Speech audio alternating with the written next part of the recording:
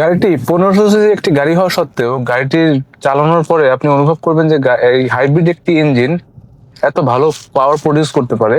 এবং আপনার রাস্তার সাথে মিলিয়ে, যেমন আপনি ভাঙা রাস্তা হোক বা যেমনই রাস্তা হোক, আপনি এই গাড়িটার থেকে সর্বোচ্চ কমফোর্ট আপনি পাবেন।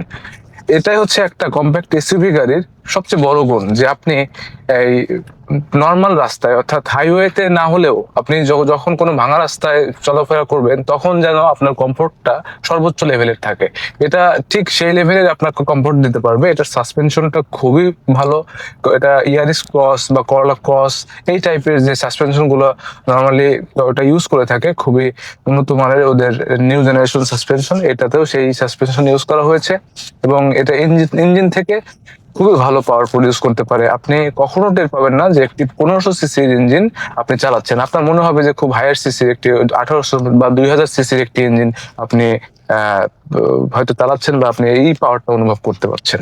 সো এটা 1500 সিসি হওয়ার পরেও কোনো রকম আপনি কমতি অনুভব করতে পারবেন না। গাড়িটা থেকে টার্নিং রেডিয়াস থেকে শুরু করে এভরিথিং সবকিছুতে আপনি গাড়িটাতে কমফোর্ট অনুভব করবেন। এবং এই গাড়িটা, আমি এখানে যেই ড্রাইভিং সিটে বসে আমি গাড়িটা চালাচ্ছি, এই ড্রাইভিং সিটের কমফোর্টটাও কিন্তু খুবই ভালো। মানে আপনি সেলফ ড্রাইভের জন্য এরকম একটি গাড়ি সিলেক্ট করতে পারেন, যে গাড়িটা থেকে আপনি সর্বোচ্চ কন্ট্রোলিং এবং কমফোর্ট আপনি পেতে পারেন।